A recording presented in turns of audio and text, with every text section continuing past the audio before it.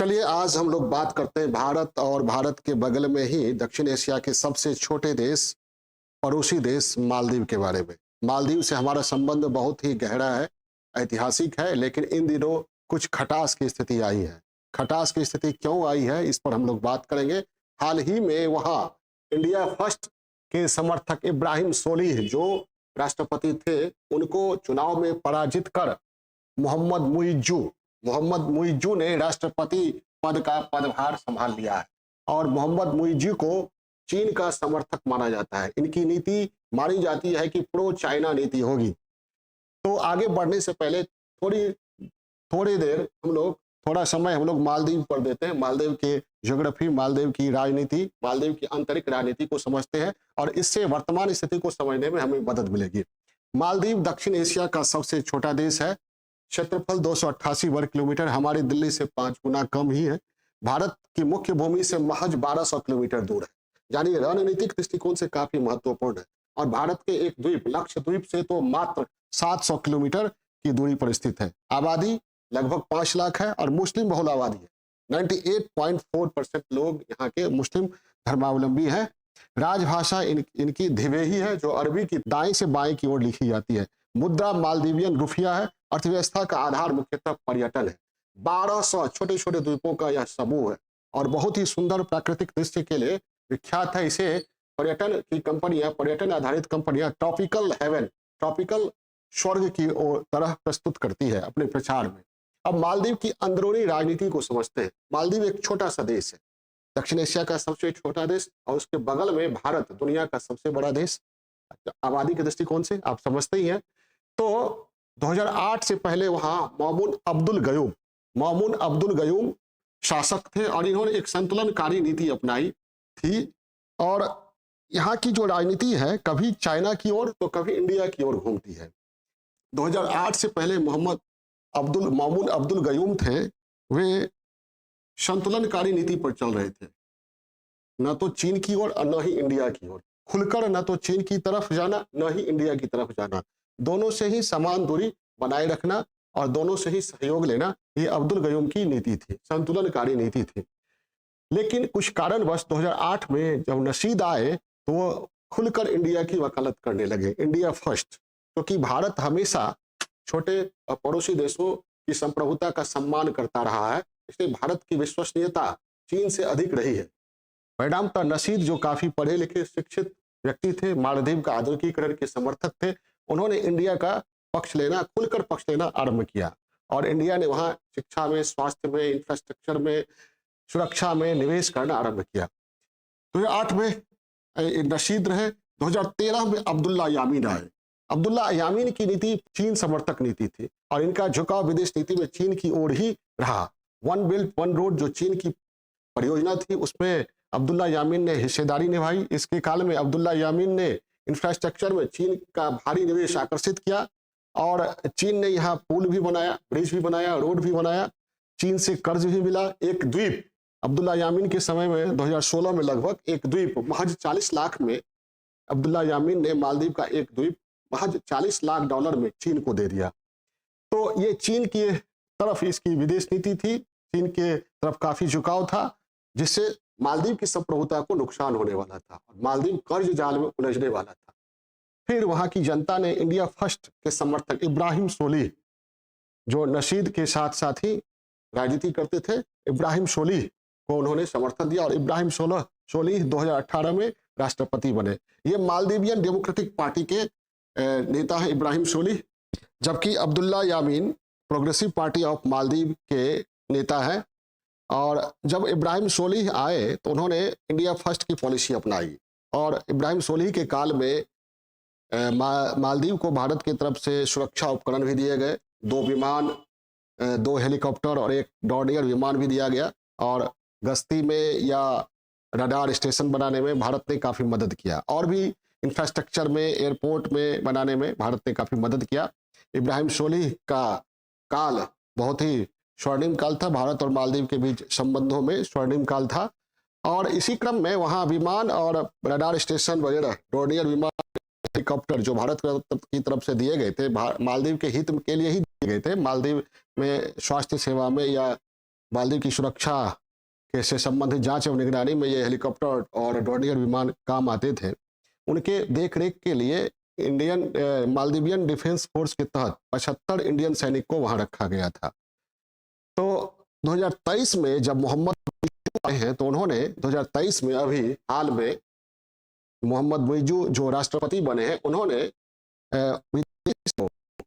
उनका निशाना भारत की ओर खुलकर उन्होंने ये नहीं कहा है कि भारत के सैनिक जो मालदीव में ठहरे हुए उन्हें मालदीव से निकालना है, खुलकर नहीं कहा है। लेकिन उन्होंने चुनाव में मोहम्मद मुइजू ने अपने चुनाव अभियान में इंडिया आउट का नारा लगाया और उन्होंने कहा कि भारत की जो सेना है मालदीव में, वह मालदीव के संप्रभुता का हनन कर रहा है, मालदीव की संप्रभुता के खिलाफ है, इसलिए उन्होंने इंडिया आउट का नारा दिया।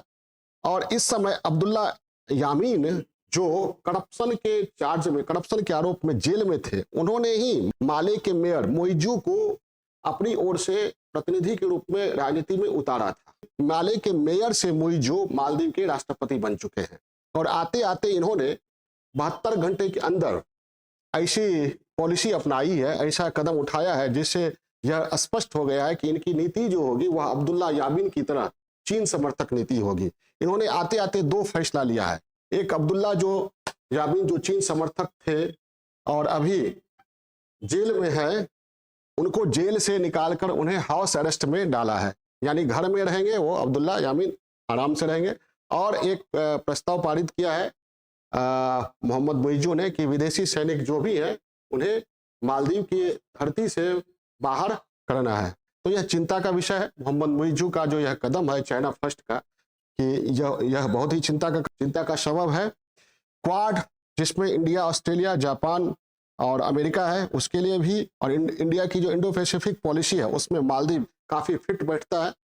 हिंद महासागर पर चीन के नियंत्रण को संतुलित करने के लिए और चीन के जो नियंत्रण की कोशिश है उसको संतुलित करने के लिए इंडो पैसिफिक रीजन में चीन की पॉलिसी को निष्प्रभावी बनाने के लिए मालदीव पर भारत का प्रभाव बने रहना काफी जरूरी है।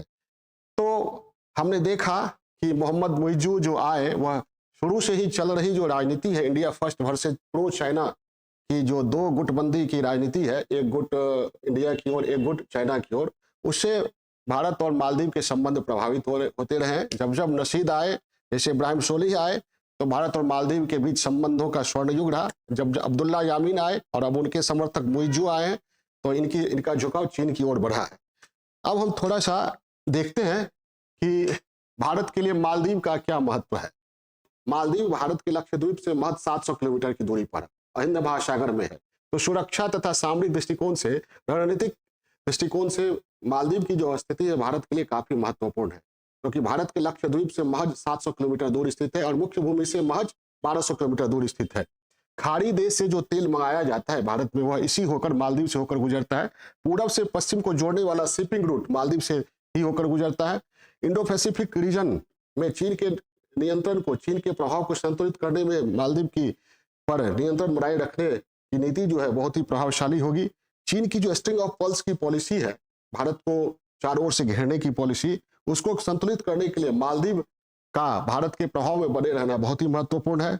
साथ ही OIC, organisation of Islamic countries जैसे मुस्लिम देशों के संगठनों में मालदीव ने हमेशा भारत का समर्थन किया है। तो इस दृष्टिकोण से भी भारत और मालदीव के बीच संबंध का अच्छा बने रहना भारत के लिए काफी महत्वपूर्ण है। अब मालदीव के लिए भी भारत का कम महत्व नहीं है, छोटा सा देश है और भारत ने सदैव अपने पड़ोसी देशों, छोटे देशों की संप्रभुता का सम्मान किया है, बराबरी के स्तर पर सम्मान किया है। तो चीन के कर्ज जाल से भारत ही मालदीव को बचा सकता है। शिक्षा, स्वास्थ्य, सुरक्षा, इंफ्रास्ट्रक्चर में भारत ने भारी निवेश कर रखा है और इस भारी निवेश को हटाने का प्रयास मुइजू भी नहीं करेंगे। ऐसा खतरा मुइजू नहीं मोल लेंगे। भारतीयों के लिए पर्यटन का एक बहुत बड़ा गंतव्य स्थल है मालदीव। तो भारतीयों से मुद्रा के रूप में भारी इनकम होती है मालदीव को, मालदीव की अर्थव्यवस्था को मजबूती मिलती है। एक बहुत महत्वपूर्ण घटना हुई थी 1988 में, जब राजीव गांधी हमारे देश के प्रधानमंत्री थे। तो मालदीव के कुछ विद्रोही लोगों ने एलटीटी, श्रीलंकाई उग्रवादी संगठन एलटीटी की सहायता से, एक मालदीव के व्यापारी थे अब्दुल्ला लुथुफी और अहमद इस्माइल मानिक, सिक्का अहमद इस्माइल मानिक, इन दोनों ने मिलकर श्रीलंकाई उग्रवादी संगठन लिट्टे के साथ मिलकर मोहम्मद अब्दुल गयूम के शासन को तख्ता को पलटने का प्रयास किया। तब मोहम्मद अब्दुल गयूम सेफ हाउस में चले गए, उन्होंने राजीव गांधी से संपर्क स्थापित किया, मदद मांगा। फिर हमारे प्रधानमंत्री जो थे राजीव गांधी, उनके आदेश पर ऑपरेशन कैक्टस चलाया गया और फिर विद्रोहियों से मालदीव को भारतीय सेना द्वारा मुक्त कराया गया। तो ये बहुत महत्वपूर्ण प्रयास था। मालदीव की संप्रभुता का सम्मान करते हुए उसकी को, उसके अस्तित्व को, उसकी स्वतंत्रता को भारत ने सुरक्षित रखा। 2004 में जब सुनामी आया तो मालदीव में भी भारत ने खुलकर राहत एवं बचाव का कार्य वहां किया, इंफ्रास्ट्रक्चर को फिर से खड़ा किया। कोरोना का कल जब आया तब हमने मुफ्त कोविशील्ड वैक्सीन वहां के लोगों को दिया। तो भारत काफी महत्वपूर्ण है मालदीव के लिए, और मोहम्मद मुइजू भी नहीं चाहेंगे कि भारत के साथ संबंध में ज्यादा खटास आए। हम भी आशा करते हैं कि भारत और मालदीव के बीच जो संबंध है बहुत ही बेहतर बना रहे। यह भारत के हित में भी है और मालदीव के हित में भी है, और यह आज बहुत महत्वपूर्ण मुद्दा बना हुआ है। आगे देखते हैं मुइजू की नीति क्या रहती है, उसके अनुसार यह चर्चा का विषय बना रहेगा, हमेशा समाचार में छाया रहेगा। Okay, bye.